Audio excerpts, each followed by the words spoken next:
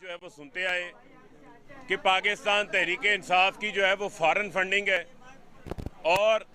ये foreign funding के ऊपर जो है वो जमात के ऊपर इलेक्शन कमीशन जो है वो पाबंदी लगाने जा रहा है। मैं समझता हूँ कि इनके आज के फैसले के बाद जो बार बार हम बात कहते थे, हमारा ये मौक़िफ़ था कि ये फॉरेन फंडिंग का केस ही नहीं है, ये प्रोहिबिटेड ममनुआ फंडिंग का केस है। ममनुआ फंडिंग के आर्टिकल 6(3) के तहत इलेक्शन कमीशन इस केस को जो है वो सुन रहा है। इस केस में किसी किस्म की कोई जो है वो फॉरेन फंडिंग जो है वो नहीं निकली, ना ही ये फॉरेन फंडिंग का केस साबित हुआ है। तो वो लोग जो बारहा इस नैरेटिव को, इस बयानिए को आगे बढ़ाते रहे कि ये फॉरेन फंडिंग का केस है, फॉरेन फंडिंग का केस है, आज उनको सख्त मायूसी हुई है कि तहरीक इंसाफ के ना ऊपर ना किसी किस्म की पाबंदी लगी है। सिर्फ एक जो है वो नोटिस